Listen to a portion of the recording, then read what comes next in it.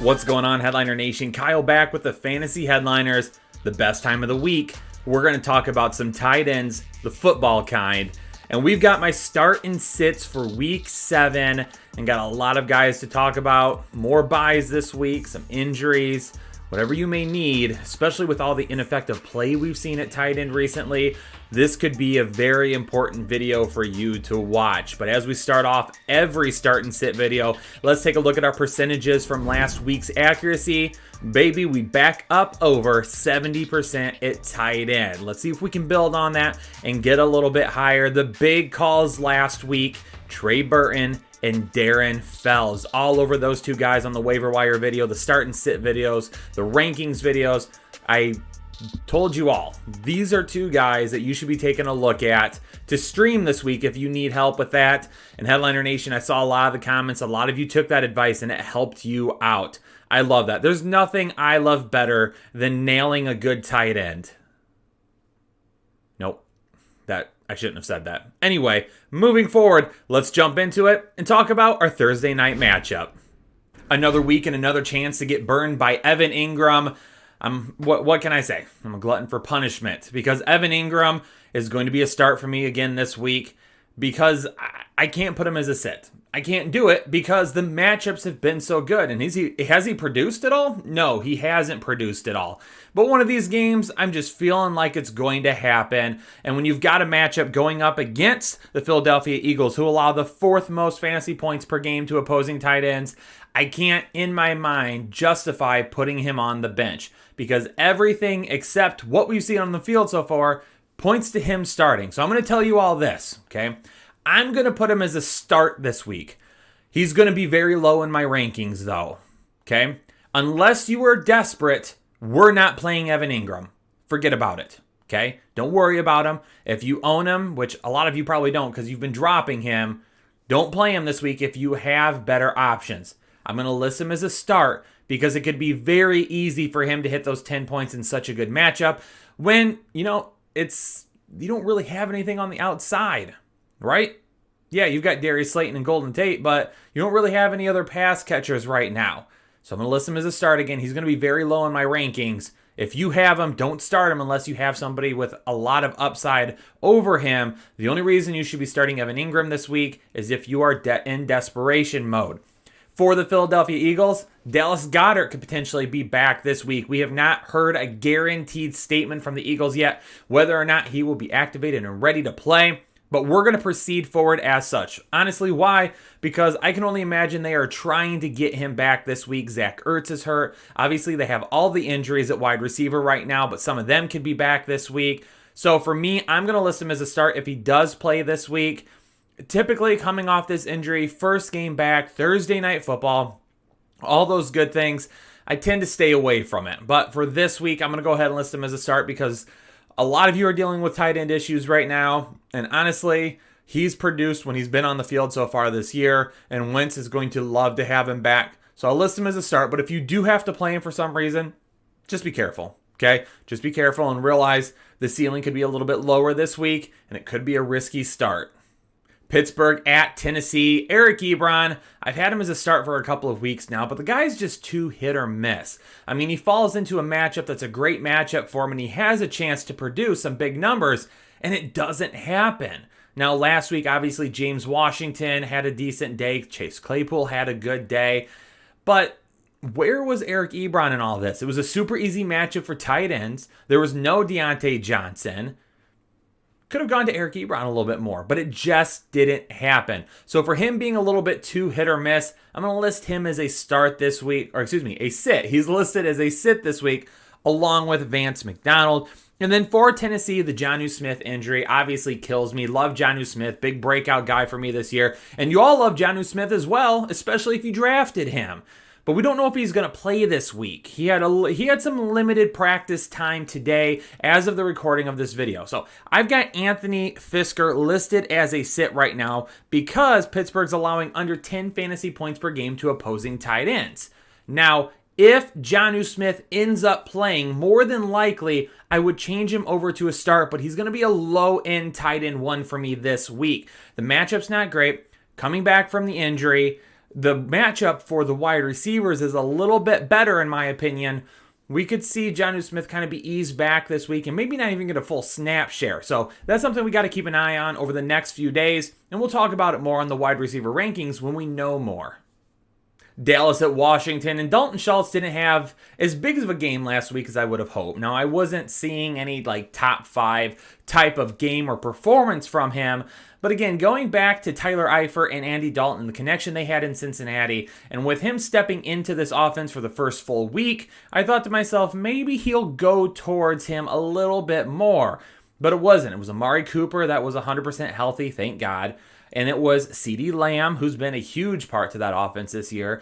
And believe it or not, Ezekiel Elliott had another game with more than double-digit targets. So, he is definitely a guy that is not just checking down to the tight end, but he might be checking down to the running back a little bit more than I would have hoped. So we'll see what happens going forward. Washington is allowing the fifth most fantasy points per game to opposing tight ends. So this would be a great matchup for Schultz, and one that I think he definitely could match up well in and, be around that 10 fantasy points that we need for him to be a hit. So I'm going to go ahead and roll with him this week against Washington.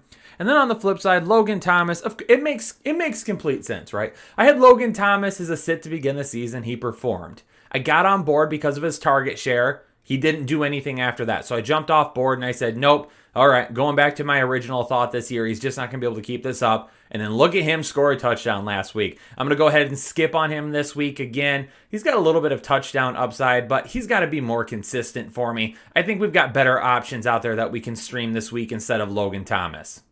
For the Bills and the New York Jets, there's not a whole lot to see here. There's nobody from either team I'm even concerned about starting. Why? Because no one's doing anything. The Buffalo Bills offense runs through the wide receivers. They've got 3 good wide receivers, 4 if you count Davis as well, that can go out and handle it. So they haven't been throwing to the tight end too often. The only decent performance from a tight end all year was Tyler Knox, and that's when Dawson Knox was out. But even Tyler Knox couldn't get it done this past weekend either. He's not really being looked at right now. For the New York Jets, well, they're not looking at Chris Herndon at all. Ryan Griffin had more targets than him last week. So a guy that was a preseason sleeper for a lot of people out there. And I've got nothing against Chris Herndon. I thought he was a guy that could be at least a high-end tight end too. Be in that 13 to 16 range. He hasn't done anything this year at all. Why? Well, Adam Gase sucks. I'm sure if Chris Herndon were to go to a different team, he'd be like a tight end 4. That's how it works with players who are with Adam Gase, unless you're a slot receiver. If you're a slot receiver, you're fine. But any other position, you don't have anything that you can turn in. So for this matchup, nobody that we're going to be taking a look at here. They're all sits for me. Carolina and New Orleans, and I want to start Ian Thomas again this week. The matchup tells me he's definitely in for a touchdown, possibly 5 targets, 3 to 4 receptions, and anywhere from 50 to 60 yards. Okay? That's the type of matchup he's in this week.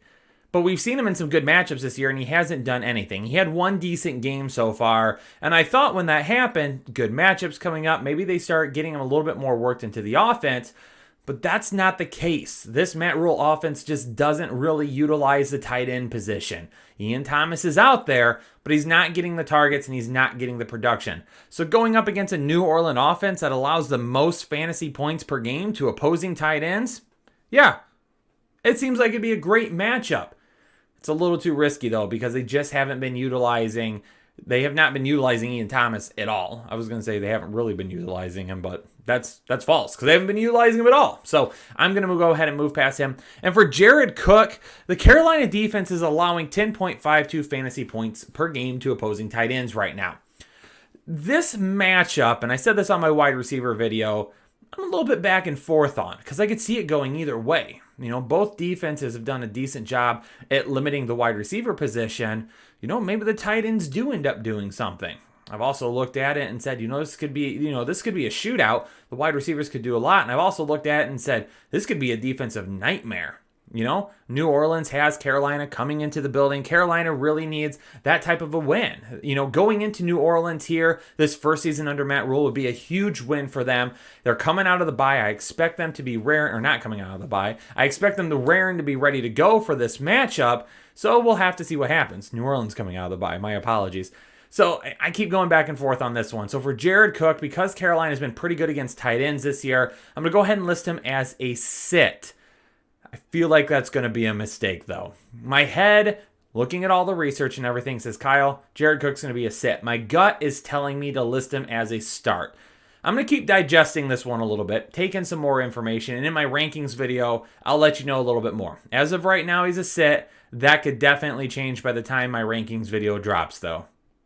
Green Bay at Houston, and Robert Tonyan, the sweetheart of Monday Night Football a couple weeks ago, didn't really do a whole lot last week. And I kind of warned everybody on that. I said Davante Adams is back. So some of that volume that we saw going to Robert Tonyan isn't going to happen again. Not a bad performance by any means, but not good either. And this week he gets a much better matchup. So we're going to go back to him as a start, but still kind of the same thing. Even though he's going up against a Houston team allowing over 15 fantasy points per game to opposing tight ends, I'm going to just be careful of that ceiling. Davante Adams being back, we know he's going to get a lot of passes his way. Houston doesn't do a great job at stopping the wide receivers either. Could be a big MVS day. Could be a big Davante Adams day. Tonyan's ceiling, it's a little risky for me. It's a little risky. I could see him anywhere in between 13 to 18 points this week. I like him as a start. I think he's going to get there. He could have a good day. He could have a worse day. It's a little bit up in the air right now. I'm hoping he gets back on track. For the Houston Texans, Darren Fells is going to be a sit for me. Green Bay is only allowing about 10 fantasy football points per game to opposing tight ends. So Darren Fells, the guy that I've been on the last couple of weeks, just not going to roll with him this week. I'm not feeling the matchup. Definitely think Green Bay can take care of him a little bit.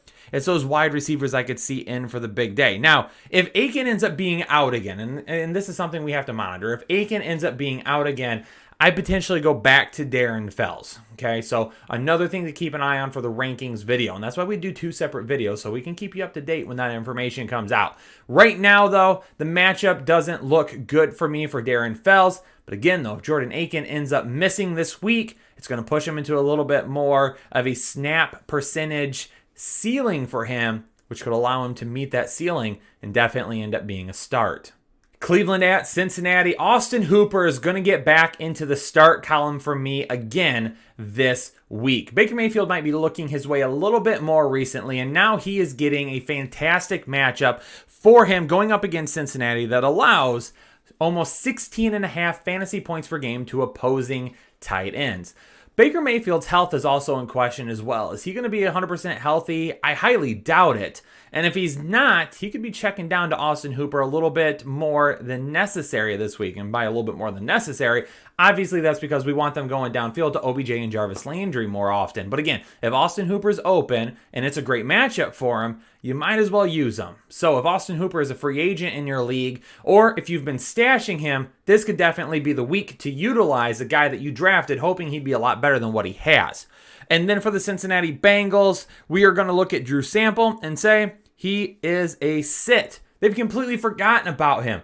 To begin the season, it was CJ Uzomah. Uzomah goes out. I'm sorry, I got that wrong. CJ, who's your mama? He goes out. Drew Sample steps in. Drew Sample has a pretty decent game to finish that one out. A good game the next game afterwards, and has been missing since then. Joe Burrow has really connected with his wide receivers. Okay, he's looking towards those guys. T. Higgins has developed a lot quicker than what some people thought. Obviously, you still have AJ Green, Tyler Boyd. Joe Mixon has even been seeing more targets in the passing game, which is absolutely great. But with all that being said, it's kind of left Drew Sample on the sidelines without a whole lot to do. He's playing a decent amount of snaps because he's a great blocker. He just hasn't been utilized in the passing game, and because of that, he's a sit. Detroit at Atlanta, and TJ Hawkinson is going to be a start for me again this week. Another great matchup for him, and kind of what I talked about last week. They were coming out of the bye. I was hoping to see them utilize Hawkinson a little bit more. Now, I would have liked to see a bigger game from him, but he did get that touchdown. So hopefully some of those targets goes up. He's getting the Atlanta Falcons, a team that allows the second most fantasy points per game to opposing tight ends. they can't really keep up with the tight end position that well on the defensive side of the ball. So Hockenson is definitely a guy that can help contribute this week, especially since there isn't a clear-cut wide receiver 2 for the Detroit Lions. Marvin Jones hasn't done a whole lot this year. Obviously, Danny Amendola's had a couple of good games here or there, but nothing spectacular. Quintez Cephas is a guy that, opened up the year and was getting a ton of targets, and he was inactive last week. So TJ Hockenson can really step up and be that number 2 target. They'll utilize DeAndre Swift kind of as that target out of the backfield a lot moving forward as well. Hopefully Hockenson gets his fair share of targets this week because it could end up being a massive week for him, similar to what we saw last year in week 1 against the Arizona Cardinals. But again, it's the Detroit Lions. It's TJ Hockenson. He's been up and down since he was drafted. He could end up scoring 0 this week as well, and I wouldn't be surprised. For the Atlanta Falcons, going back to Hayden Hurst as a sit this week. Detroit doesn't do a lot of things well, except, keeping tight ends from doing a whole lot.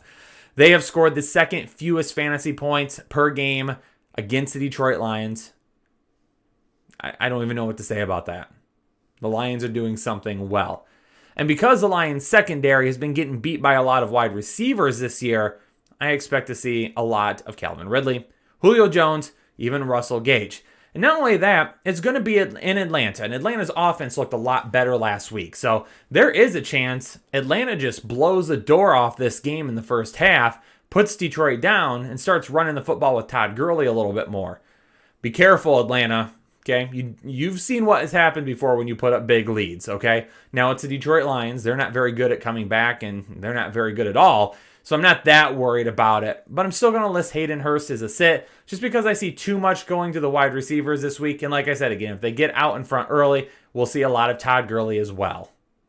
Seattle at Arizona, and for Seattle, again, with the tight end position, it's too much back and forth. See a little bit of Greg Olsen get the volume. Will Dissly might get a touchdown. It's just too much back and forth. So for me, there's nobody from Seattle that's really worth starting because you've got those wide receivers there that are playing so well right now. They haven't really had to utilize the tight end position as much as they did last year. And for the Arizona Cardinals, just another weekly reminder, Dan Arnold isn't a thing. He won't be a thing. He wasn't a thing. If you still think he's going to be a thing.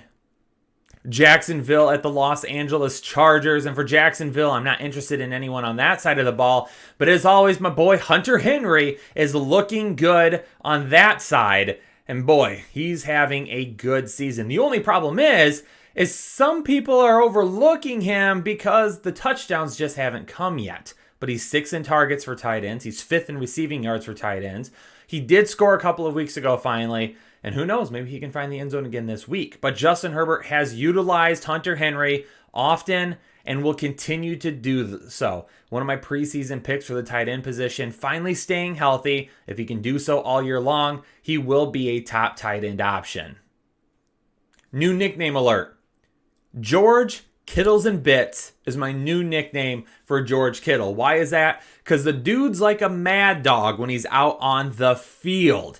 He's doing absolutely everything. He's bringing in targets, yards, receptions, touchdowns. One of the best tight ends in the league. So my new nickname for George Kittle is Kittles and Bits because the dude is a dog on the field.